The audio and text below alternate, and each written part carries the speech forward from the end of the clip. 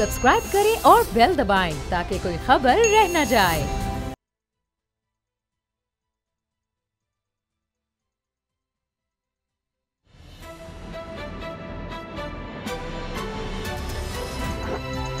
अब पता चला।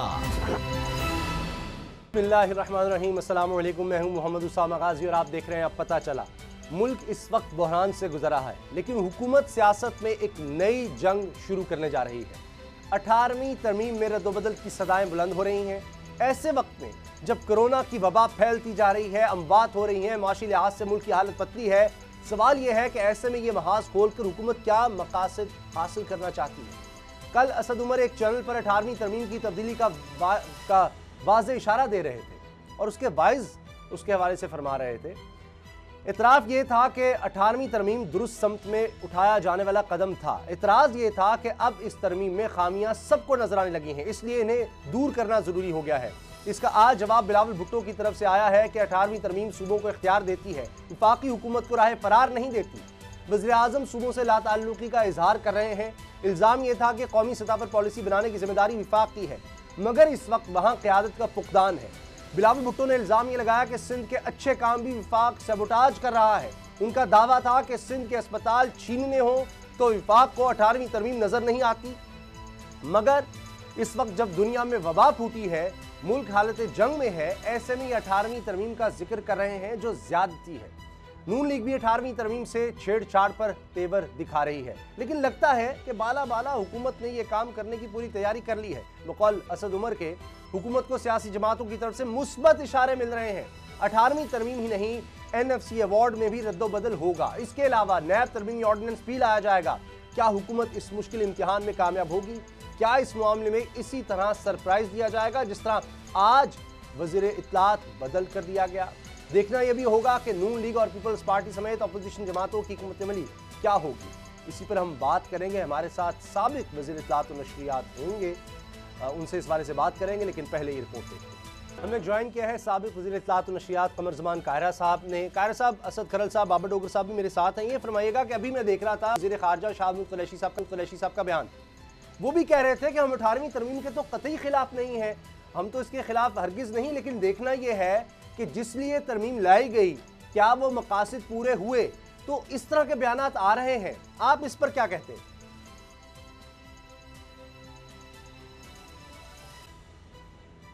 जिंदा किताब होता है, इंसानों की बनाई हुई किताब है, और ये बाय एंड लार्ज जिस पे कंसेंसस होता है कौम का, वो असलूब है जिसके तहत रिटर्न एक हमारा तरीकाकार है कि इसके तहत हमने मुल्क चलाना है, कानून बनाने हैं, प्लान करना है। हमारे मुल्क पे आप सबको पता है, सारी कौम को पता है कि 73 के आइन में बहुत सारी तरमीम की गई जिसमें अदलिया की इंडोर्समेंट भी अनफॉर्चुनेटली बदकिस्मती से आती रही, और वो जो एक वफाकी आइन था वो वफाकी न रहा। ये प्रॉमिस था और हमने सारी जमातों के साथ मशावरत से इसमें 18वीं तरमीम करके आइन को उसकी असल शक्ल में बहाल करने की कोशिश की। और जब ये 18वीं तरमीम हमने की थी, उस वक्त भी हमने भी कहा था कि 18वीं तरमीम कोई हमारा हतमी मंजिल नहीं है। हम समझते हैं कि अभी भी आइन को और बेहतर करने की जरूरत है, लेकिन जिस लेवल तक हमारा इत्तेफाक हो सका था सारी जमातों का, पार्लियामान के अंदर मौजूद तमाम जमातों का जिस बात पे इत्तेफाक हो सका था, हमने वो तरमीम इनकॉर्पोरेट कर ली थी और हमने कहा था कि अगर मौका मिला तो हम बाकी भी।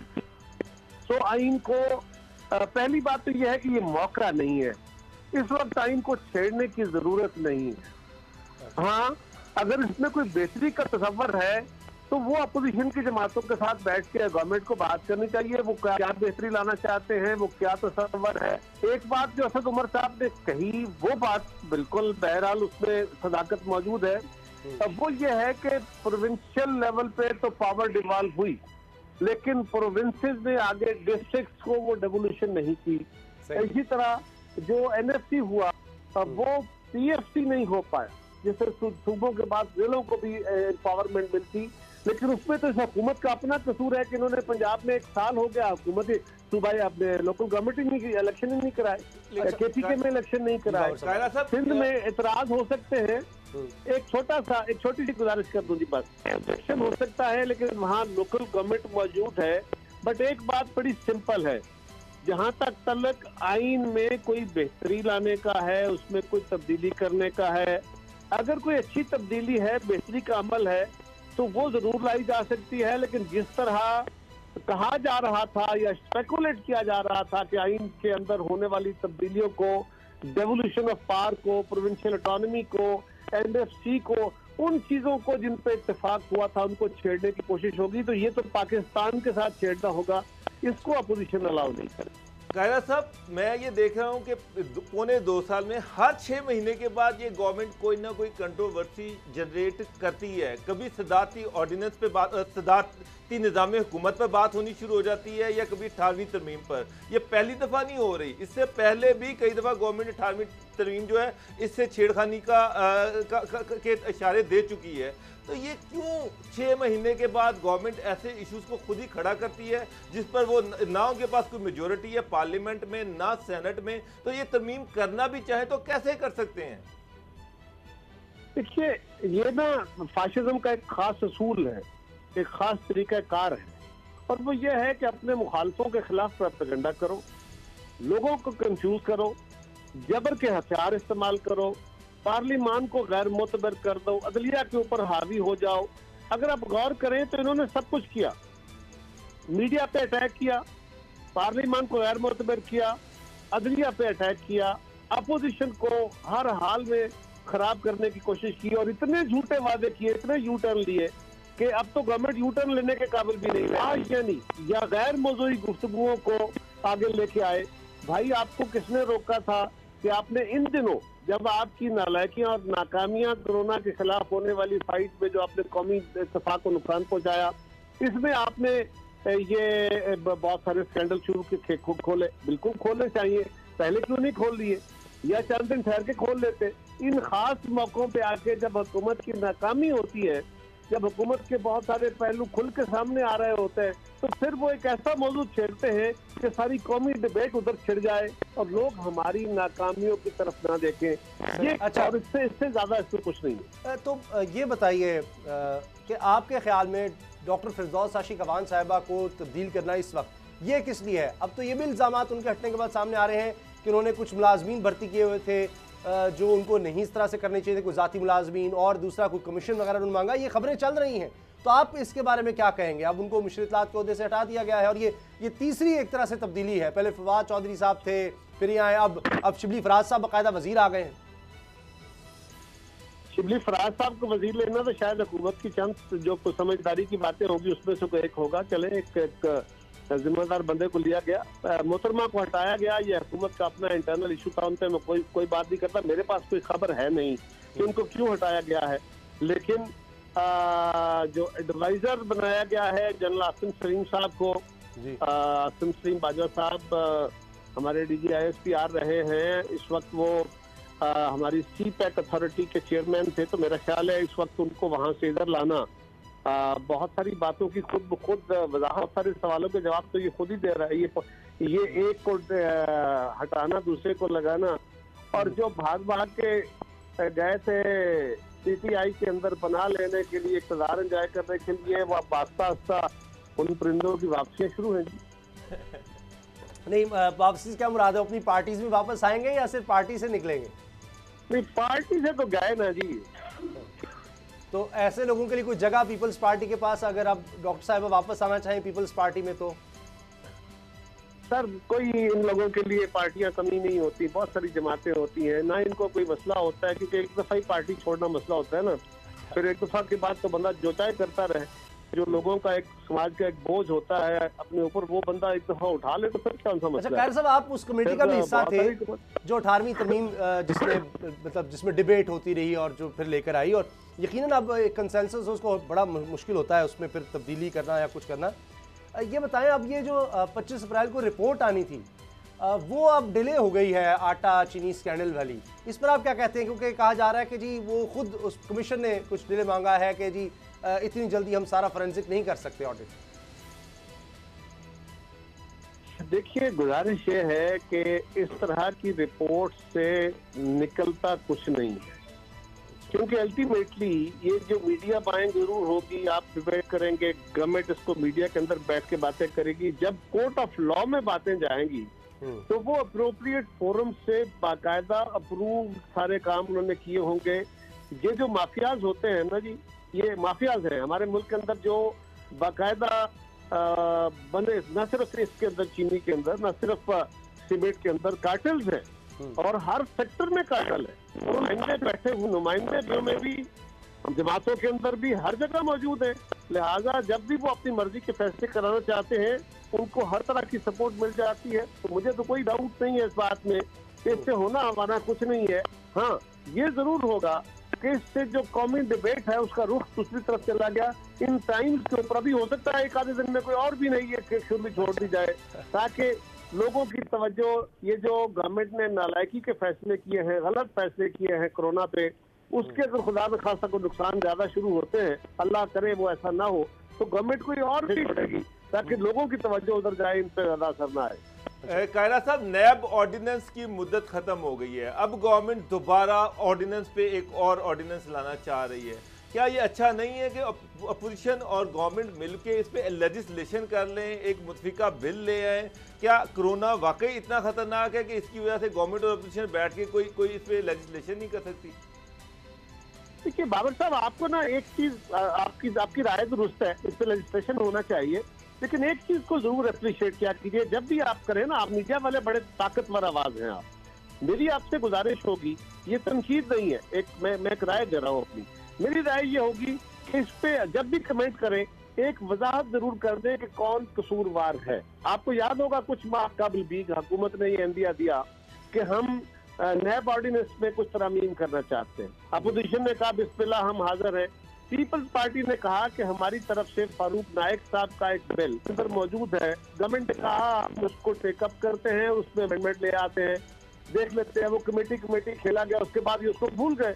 हमने बारहा याद कराया कि जनाबे वाला ये कर लें। उस वक्त गवर्नमेंट का ये इशू था नहीं, क्योंकि अपने मुखालफों की पगड़ियां उछाली जा रही थी बड़ी आसानी से। अब उस ऑर्डिनेंस को दोबारा उसी सूरत में तो अमेंड करके किया नहीं जा सकता दोबारा। अब ये इन्होंने दोबारा शुरू किया है, अच्छी बात है। हम तो चाहते हैं कि अकाउंटेबिलिटी हो, ऐसी अकाउंटेबिलिटी जो क्रॉस द बोर्ड हो, जो ज्यादती के तौर पर इस्तेमाल ना हो। और बाबर साहब, असद खैरल साहब, आप सब वाकफ है, तहकीक करने वाले लोग हैं। असद साहब भी बड़ी दूर की कौड़ियां मिलाते हैं, हम भी इकट्ठे भी काम करते थे कुछ दिन।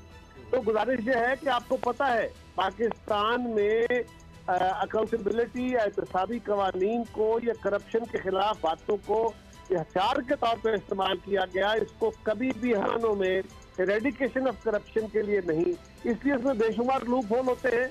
ये मीडिया के लिए, लोगों के बाजू मरोड़ने के लिए, आमरीत के अखबार में लोगों की वफादारियां बदलने के लिए, उसके लिए जरूर होता रहा, आज भी अपने अरूज पे है। और फाशिज्म में ये खास हथियार होते हैं। लोगों को मिसाल बना दो, अपोजिशन को भी मिसाल बना दो, मीडिया को भी मिसाल बना दो, जजों को भी मिसाल बना दो, ताकि लोग खौफ ज्यादा हो जाए और हुकूमत के ऊपर खुल के बातें ना करें। ये तो इनका पुराना वतीरा है। एनी हाउ, ये अगर लाते हैं, उसमें कोई तरमीम लाना चाहते हैं उसमें, तो वो उनको फौरी तौर पे, पहली बात तो ये है कि ये खत्म होने से पहले क्यों ना कर, ये कंसेंसस गवर्नमेंट पहले क्यों ना कर लेती। यानी अब लैप्स हो गया, असूली तौर पे आज नैब नॉन एग्जिस्टेंट हो गई, तो आज इनको याद आया है। इनको चाहिए था ये पहले शुरू कर लेते, जब उसकी मुद्दत खत्म हो रही थी पहले कर लेते। ऑर्डिनेंस क्यों दोबारा रिवाइवल के हक में है ये इस तरह, या आप समझते हैं कि ये 4 दिन बेशक लेट हो जाए लेकिन लेजिस्लेशन हो प्रॉपर? जिस तरह आपने बताया, सेंटर फारूक नाइक साहब का प्राइवेट बिल मौजूद है और सुप्रीम कोर्ट ऑफ पाकिस्तान 3 माह की डेडलाइन भी इस हवाले से दे चुकी है। असद साहब, मैं तो पहले गुजारिश कर रहा हूँ कि हम तो चाहते हैं, चाहेंगे कि नैब ऑर्डिनेंस में जो गैर इंसानी, गैर इखलाकी, गैर कानूनी शिकायत रखी गई है, लोगों के बाजू मरोड़ने, इज्जतें उछालने की, वो खत्म हो और वो तरीका कार अडॉप्ट किया जाए जिसमें गुनाहगार बचे ना और बेगुनाह को उसकी पगड़ी ना उछाली जाए और उसमें अक्रॉस द बोर्ड अकाउंटेबिलिटी हो। ऐसा ताकतवर फोरम हो जिसको हुकूमत, कोई भी, वो ये आज की हुकूमत है, हमारी हुकूमत हो, किसी और जमात की हुकूमत हो, लेकिन वो इन इदारों को अपनी मर्जी के लिए इस्तेमाल न कर सके। चाहिए, हम चाहेंगे कि ऐसा कानून आए और अपोजिशन और सारी जमातें मिलकर करें।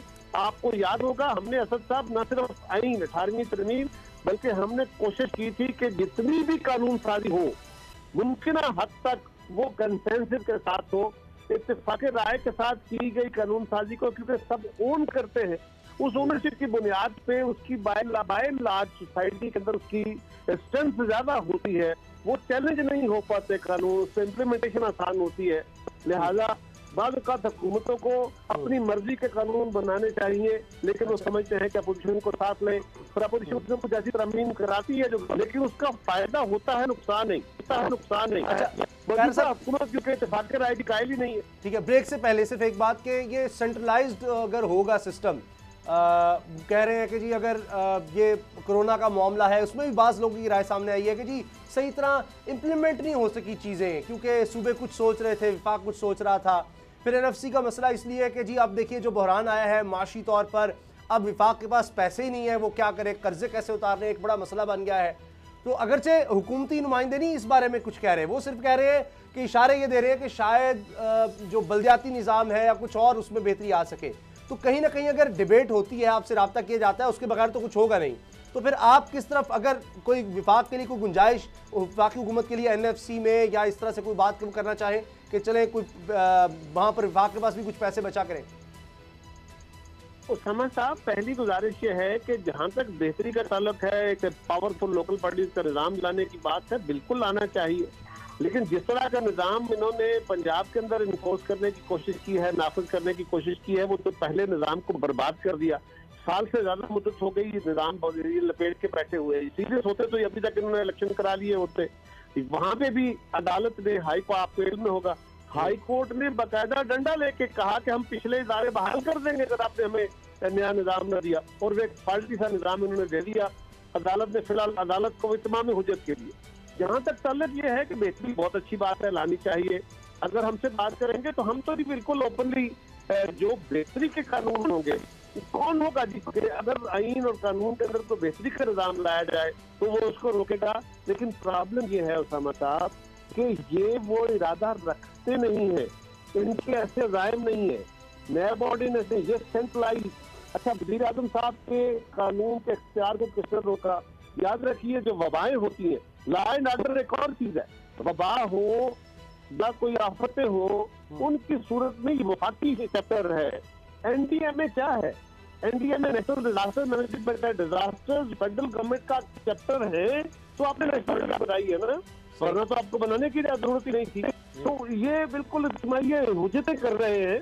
अगर वजीर आजम साहब इत्तेफाक करते, आज तक, मैं आज तक का लफ्ज कह रहा हूँ, आज तक वजीर आजम साहब ने जिनका हक नहीं था, जिन पर सारी दुनिया ने, आप सब ने तनकीदें की कि कोरोना में सूबों का, लोगों का और महकमों का नहीं था, उनको तो तारीफें की। सिंध गवर्नमेंट को हर दौर में, हर अपनी स्पीच में, हर कौम से खिताब में उन्होंने क्रिटिसाइज किया है, और उनके गवर्नर ने, उनके वज़रा ने उसको टारगेट किया है। अगर वो सिंध की बात को अप्रिशिएटिव होते, अगर वो कंसेंसस करना चाहते, तो इसकी मीटिंगें हो रही है, काउंसिल ऑफ कॉमन इंटरेस्ट की मीटिंग की जाती, इसके बाकी एनसीओसी की मीटिंगें हो रही है।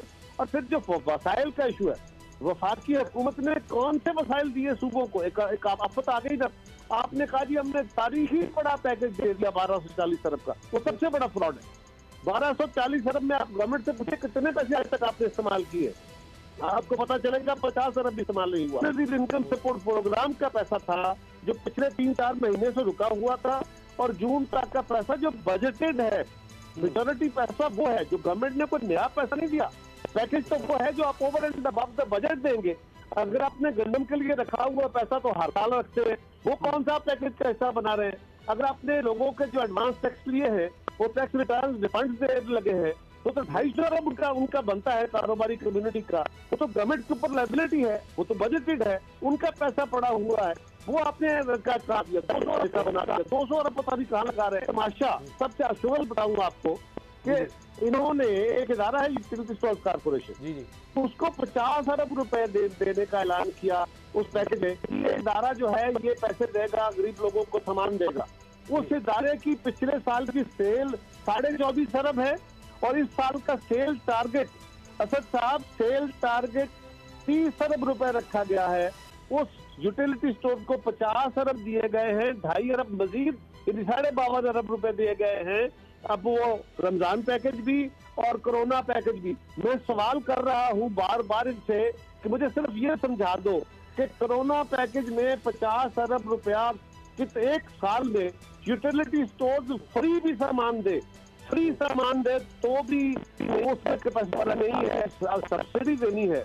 इसका मतलब है आप 250-300 अरब रुपए की सेल्स करेंगे तो फिर आप 50 अरब की सब्सिडी दे पाएंगे ना। तो ये बिल्कुल इलॉजिकल बातें कर रहे हैं। इसी तरह तेल की कीमतों का है, इसी तरह 200 अरब रुपया लोगों की तनख्वाहदार लोगों की तनख्वाहों में सपोर्ट का है। तो ये सब ड्रामा है। इनको चाहिए वो पैसा ये सूबों को दे, वो अपनी हेल्थ पोजीशन को इम्प्रूव करे, उससे ये डॉक्टर्स के लिए सामान खरीदे, वो पैसा बता। और मैं किसी फोरम पे बैठ के इनको बार बार चैलेंज कर रहा हूँ, मैं किसी फोरम पे बैठ के इनके किसी बंदे के साथ बात करने को तैयार हूँ। ये ड्रामा है। अच्छा ये बताएं कारय साहब आखिर में कि ये जो डिबेट तो मुसलसल चल रही है, लेकिन ये तो वो कहते हैं जी हम पहले जब भी मीटिंग होती है पहली बारी वज़ीर आला सिंध की होती है, उनसे पूछते हैं, चाहे जो भी मीटिंग हो उसमें पहली बात उनसे की जाती है। जहाँ तक बात है कि लॉकडाउन के हवाले से तो आज भी पीपल्स पार्टी के खिलाफ बयान आ रहे हैं। तहरीक इंसाफ के जो सिंध के लोग हैं वो तो कह रहे हैं जी बराए नाम लॉकडाउन है, इससे तिजारती लोगों का कत्ल हो गया, वो माशी कत्ल कर दिया उनका, इसका क्या फ़ायदा।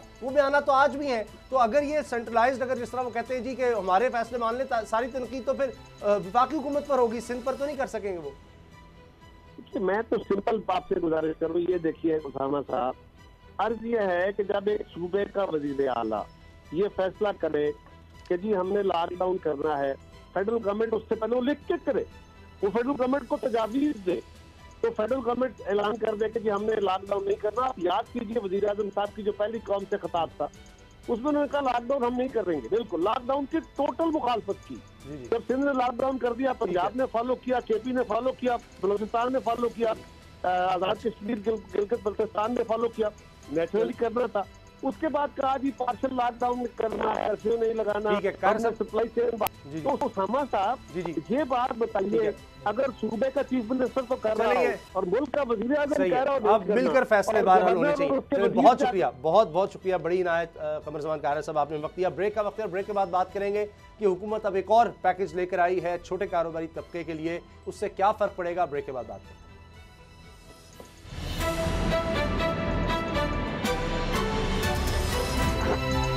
अब पता चला।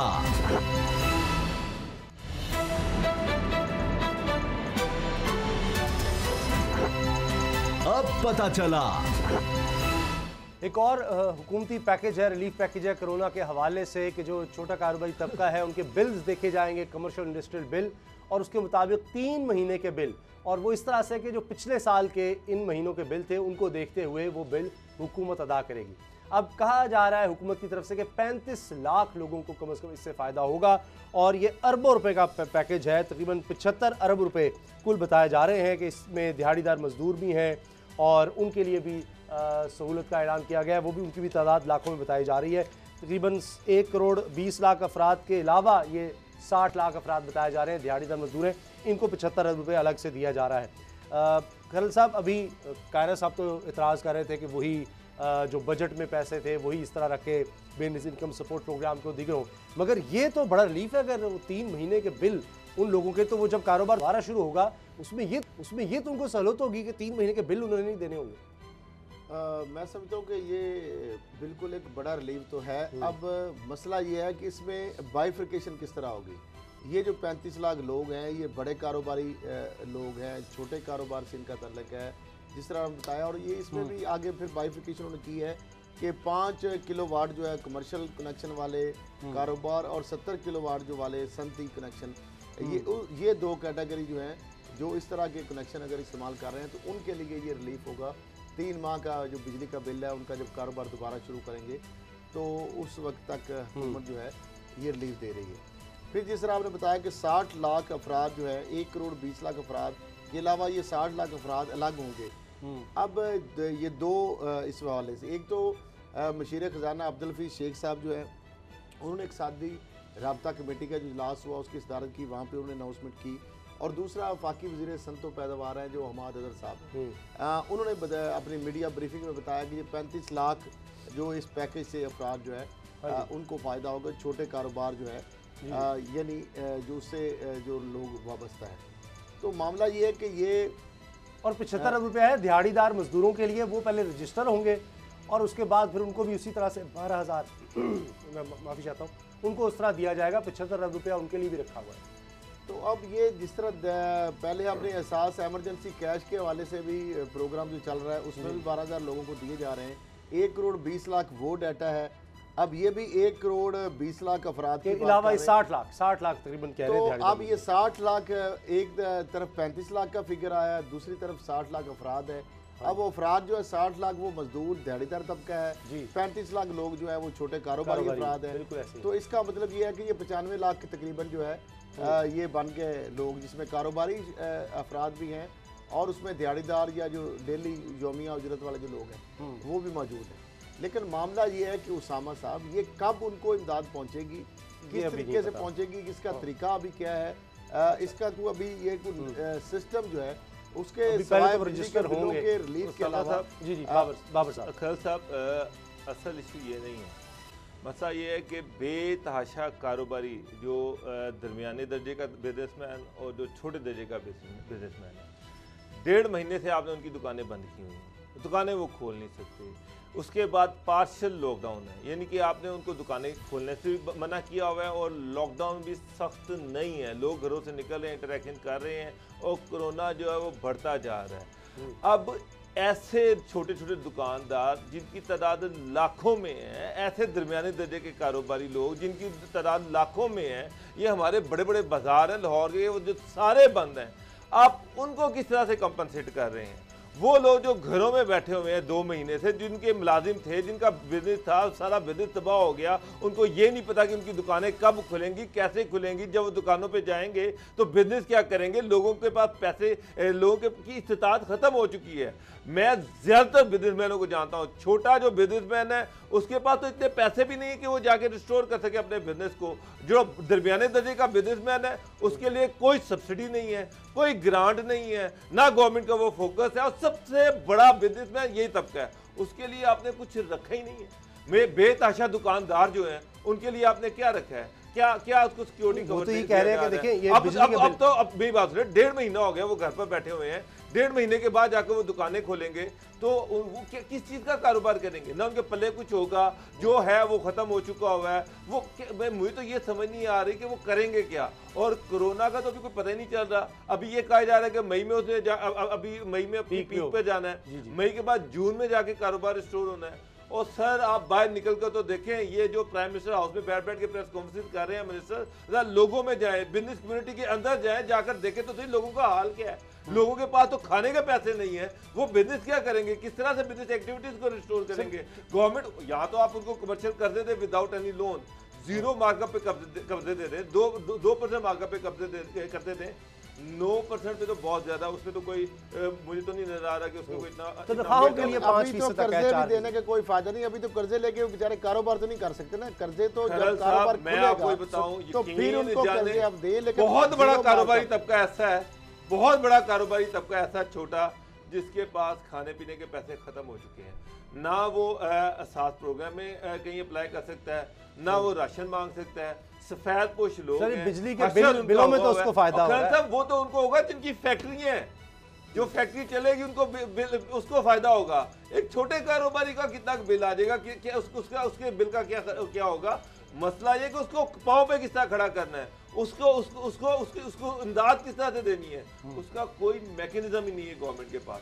गवर्नमेंट को तो ये भी नहीं पता कि ऐसे लोग अपनी दुकानें कब खोलेंगे। सर अब मसला ये कर्ज दिया जाता है, आप बिल्कुल अच्छी बात कर रहे हैं, सब ये कह रहे हैं कि बिला सूद कर्ज दिया जाए, पहले मगर कर्ज दिया जाता है किसी श्योरिटी पर, उस बेचारे के पास तो कोई श्योरिटी नहीं होती। जो किराए की दुकान पर बैठा है वो क्या देगा? हम मांगेगा, वो कौन सा बैंक ना उसका किराया माफ हो रहा है, ब्रेक ना उसके पास पैसे हैं, और ना गवर्नमेंट की तरफ से कोई इंसेंटिव। अच्छा जी, सलीम मलिक साहब की ब्रेक के बाद बात करेंगे, उमर अकमल की बात करेंगे। सलीम मलिक साहब को 20 साल बाद अब माफी का ख्याल आ गया है और अब वो मान गए कि उन्होंने करप्शन की है, और उमर अकमल पर 3 साल के लिए पाबंदी लगी है, किसी भी तरह की क्रिकेट वो नहीं खेल सकते। ब्रेक के बाद बात करते हैं।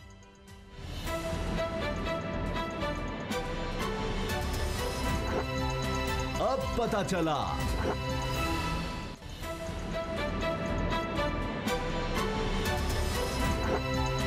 अब पता चला। सलीम मलिक साहब पाकिस्तान के साबिक क्रिकेटर रहे, कप्तान तक रहे, उन्होंने अब फिर माफ़ी मांग ली है कि जनाब मुझसे गलती हो गई, करप्शन में करता रहा, तो अब रोज़ी रोटी है मेरी क्रिकेट, मुझे क्रिकेट में दोबारा आने की यानी कोचिंग की और दीगर कामों की पोजीशन लेने की इजाज़त दी जाए। तफज़्ज़ुल रिज़वी जो मुशीर हैं पीसीबी के कानूनी मुशीर, वो कहते हैं कि 2011 में जो सवाल पूछे थे उसके तो जवाब दें, क्योंकि इसमें आईसीसी भी इन्वॉल्व है। इनको बताना पड़ेगा कि कौन कौन लोग मुलव्वस थे, किन से इनके राबते थे, किस तरह से करप्शन होती थी, मैच फिक्स कैसे होते थे, सब कुछ इनको बताना पड़ेगा। पहले तो ये मानते ही नहीं थे, अब ये मान गए। इसी तरह से आज के दौर में आ जाए तो उमर अकमल साहब पर 3 साल की पाबंदी लग गई है, किसी तरह की क्रिकेट नहीं खेल सकते, क्योंकि मौसूफ ने यह गलती की कि उनसे बुकीज़ ने राबते किए थे और कानून के मुताबिक उनको फौरी तौर पर क्रिकेट बोर्ड को बताना चाहिए था, जिस तरह साबिक कप्तान सरफराज ने यह किया था और उनको भी इस तरह से कोई राब्ते की कोशिश हुई थी, फौरी तौर पर उन्होंने बताया था। लेकिन उमर अकमल ने नहीं बताया और फिर ये PSL शुरू हुआ ही था कि इनको फ़ौरन रोक दिया गया और एक बड़े स्कैंडल से बचा लिया गया। बाबर डोगर साहब, ये 2 दौर हैं एक तरह हमारे क्रिकेट के। एक सलीम मलिक साहब वो कह रहे हैं जी सारों को आप माफ़ी दिए जा रहे हैं, मुझे भी दे दें, और उमर अकमल का हाल ही है कि पहले कई दफ़ा उन पर कभी कोई लड़ाई पर कभी किस तरह पाबंदी लगी, अब तो 3 साल के लिए गए। उसामा साहब, सलीम मलिक साहब का जो इशू है, कम से कम 22-23 साल गुजर गए हैं, उनको बेतहाशा अपॉर्चुनिटीज़ मिली हैं। सलीम मलिक साहब को चाहिए था कि वो वक्त पर सारे जो तफज़्ज़ुल रिज़वी साहब जो हैं वो बिल्कुल सही बात कर रहे हैं, जो लॉयर है PCB के, जनाब के पहले आपके ख़िलाफ़ जो इल्ज़ामात हैं पहले उसके जवाब तो आप पूरा दें, अपने दिफा में आपके जो कुछ है वो तो कंप्लीट करें। मतलब ये वो ये कि ह्यूमैनिटेरियन ग्राउंड पर वो चाह रहे हैं कि उनको माफ़ कर दिया जाए, इतना टाइम गुजर गया है, हर एक को मौका मिला है तो उनको भी मौका मिलना चाहिए। तो सलीम मलिक साहब, मैं सिर्फ आपसे ये कहूँगा कि जिन जिन लोगों को मौका मिला उन्होंने उनके खिलाफ जो इल्ज़ामात लगे थे उसको डिफेंड किया, उसके खिलाफ कोर्ट्स में गए, उसके खिलाफ लड़े और अपने आप को क्लीन साफ जो था वो साबित किया, उसके बाद वो वापस आए हैं। अब ह्यूमैनिटेरियन ग्राउंड कोई ग्राउंड नहीं होती, असल चीज ये है कि आप पर जो इल्जामात हमारे साथ उसका आपने जवाब देना है। ठीक, आसिफ खान है, स्पोर्ट्स एनालिस्ट हैं। आसिफ खान साहब, आप क्या कहते हैं, सलीम मलिक साहब को माफी मिल सकती है, मिलनी चाहिए? देखिए उसामा, मैं आपकी आवाज बड़ी मध्यम है, मैं सुन नहीं पाया। अगर सलीम मलिक साहब का के इशू पे आप बात करें तो जरा दोहरा दें कि आप सलीम मलिक साहब के इशू पे आपने बात की है। जी जी, सलीम मलिक साहब का भी और उमर अकमल साहब का भी आप बताएं कि जी उमर अकमल पे भी 3 साल की पाबंदी लगी है। आपको लगता है कि अब ये शायद कोर्ट में जाएंगे, ये पाबंदी दुरुस्त है आपके ख्याल से? और सलीम मलिक साहब का भी आपको लगता है उनको माफी मिल सकती है, मिलनी चाहिए? दोनों के बारे में बताएं। देखिए उसामा, माफी का दरवाजा बंद तो नहीं होता, लेकिन माफी मिलने के लिए आप चाहे किसी भी कानून की बात करें, आप चाहे फौजदारी कवानीन की बात करें या क्रिकेट के कवानीन की बात करें, उसका एक तरीका कार है कि एक तो आपको सही दरवाज़ा खटखटाना है, जो कि सलीम मलिक साहब के केस में या उमर अकमल के केस में वो पाकिस्तान क्रिकेट बोर्ड है, कि उनको आपको सारी बात बताना होगी कि आप पर जो पाबंदी लगी है उसके पीछे यकीनन कोई मुहर्रिकात हैं।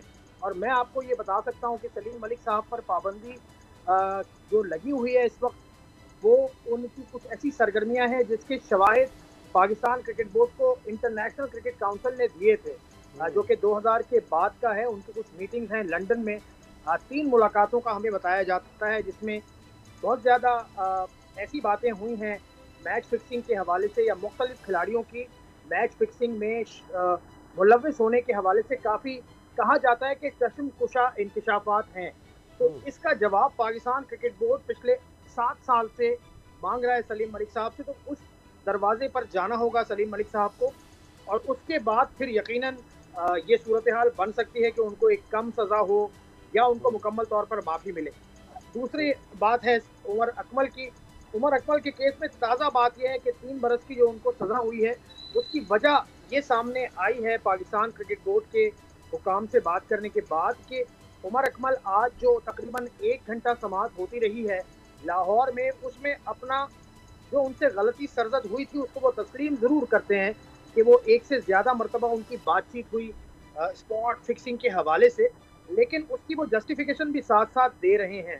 अच्छा। इस पर पाकिस्तान क्रिकेट बोर्ड उनसे ज़्यादा खुश नज़र नहीं आया आज जो समाअत हुई है, और उसकी वजह से 3 बरस की जो कि बहुत सख्त पाबंदी है, क्योंकि इसी जुर्म पर अब यानी मैच फिक्सिंग या स्पॉट फिक्सिंग की ऑफर को ना बताने पर मोहम्मद नवाज हो या इरफान हो, इन पर ज़्यादा से ज़्यादा 6 माह की पाबंदी लगी थी।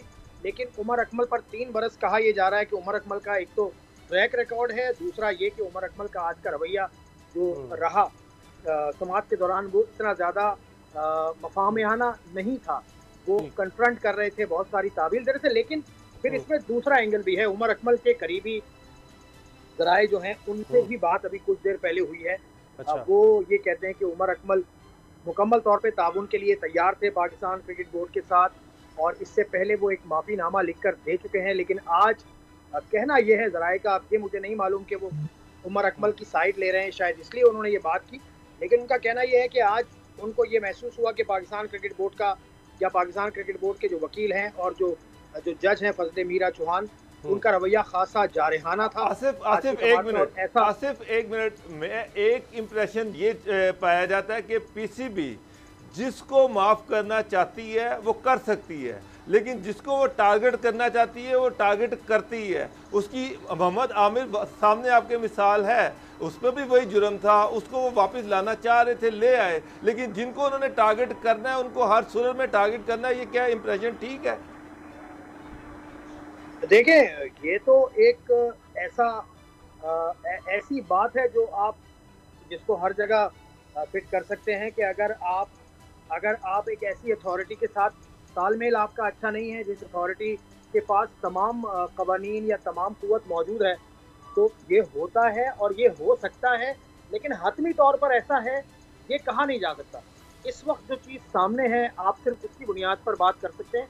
हाँ, ये ज़रूर मैं आपकी बात से इत्तेफाक करूँगा कि पाकिस्तान क्रिकेट बोर्ड के हुकाम, पाकिस्तान क्रिकेट बोर्ड के जो कानूनी डिपार्टमेंट है, पाकिस्तान क्रिकेट बोर्ड के फैसला साज और उमर अकमल, ये दोनों तालमेल इनका अच्छा नहीं है। ये बात आपकी बिल्कुल मैं दुरुस्त मानता हूँ, और आज से नहीं काफी अरसे से ये चीज होती चली आ रही है कि उमर अकमल और पाकिस्तान क्रिकेट बोर्ड आमने सामने होते हैं। आसिफ, मसला ये भी कहा जाता है सख्त सजाएं नहीं दी जाती। चाहे सलीम मलिक का मामला आप देख लें, उमर अकमल को पहले कई दफ़ा डिसिप्लिन, मुझे याद आता है वक़ार यूनुस ने बतौर उस वक्त मेरा ख्याल है कोच थे, तो तब उन्होंने कहा था इनका भी और अहमद शहजाद का भी कि ये इनको कभी टीम में दोबारा न रखा जाए। वर्ल्ड कप हारने के बाद ये बाकायदा रिकमेंडेशन दी थी। तो कितने मौके किसी को दिए जाए? अभी आप देख लें कि पहले शर्जील खान, कभी वो इरफान का नाम आ जाता है, तो कभी कहीं तो रोकना होगा। इतनी सख्त सज़ा कहीं तो दी जाए कि आइंदा 100 दफ़ा कोई सोचे इस तरह का काम करने से पहले। देखिए, ये नुक्ता आपका बेहतर है, बहुत अच्छा नुक्ता है। लेकिन क्योंकि आप देखें, आपको इस चीज़ का इदराक ज़्यादा होगा, क्योंकि आप जो करंट अफेयर्स के मामला हैं या पाकिस्तान के जो ख़ास तौर से जो ताज़ीरी मामला हैं, पाकिस्तान का जो पीनल कोड है, कोई भी ऐसा क्रिकेटर नहीं है जो अगर आपकी अदालत में चला जाए तो उसको फिर अदालत से छूट मिल जाती है। सलीम मलिक 2008 में अदालत गए, उनको छूट मिली। अताउर रहमान अदालत गए 2008-9 में, उनको छूट मिली। भारत में आ जाएं आप, अजहरुद्दीन गए, उनको छूट मिली। अगर इस तरह के कानून आपको बनाने पड़ेंगे मुल्क, तब कहीं जाके ये सूरत हाल बेहतर होगी, वरना ये ऐसे ही चलता रहेगा। क्योंकि आपके पास मुल्क में कानून नहीं है कि स्पॉट फिक्सिंग, मैच फिक्सिंग के खिलाफ आपकी असम्बली से कोई मंजूर शुदा कानून नहीं है। इसलिए ये होता रहेगा कि जब इस तरह के खिलाड़ियों को सज़ा क्रिकेट बोर्ड देगा, वो या तो बहुत खास किस्म की सज़ा नहीं दे पाएगा क्रिकेट बोर्ड, क्योंकि आपके जो मुल्क का कानून है वो नहीं करता अभी तक। इसीलिए पाकिस्तान क्रिकेट बोर्ड ने ताज़ा जो बात की है वो ये है कि आपको मुल्क की सतह पर इस तरह के कवानीन बनाने होंगे कि अगर आप क्रिकेट में करप्शन करते हैं तो उसकी आपको वैसी ही सज़ा भुगतनी पड़े जिस तरह आप मुल्क में किसी और हवाले से करप्शन करते हैं या कोई और आप मुस्तकबिल में सलीम मलिक या ताउर रहमान को वापस आता देख रहे हैं? क्या सलीम मलिक को आप कोचिंग करता मैदानों में देख रहे हैं? क्या पॉसिबिलिटी है इसकी? देखिए, पॉसिबिलिटी तो मौजूद है। और अताउर रहमान की पहले अगर आप बात कर लें तो अताउर रहमान तो इस सिस्टम में काम करके गए हैं। 2012 में वो पाकिस्तान के फाटा रीजन के हेड कोच रह चुके हैं। 2017 में वो लाहौर कलंदर्स के साथ टैलेंट हंट प्रोग्राम का वो हिस्सा रह चुके हैं। क्योंकि उनको अदालत ने क्लियर कर दिया था, इसलिए वो काम कर चुके हैं। सलीम मलिक साहब पे अभी तक वो तलवार लटकी हुई है कि पाकिस्तान क्रिकेट बोर्ड ने उन्हें अभी तक क्लियर नहीं किया। अब देखते हैं वो कितना, अब उनको एक और ऑफर गई है कि सब कुछ बता दें साफ साफ। बहुत शुक्रिया आपका आसिफ खान, आपने हमसे बात की। प्रोग्राम देखने का बहुत बहुत शुक्रिया। दुआ में याद रखिएगा। इजाजत दीजिए, अल्लाह हाफिज़।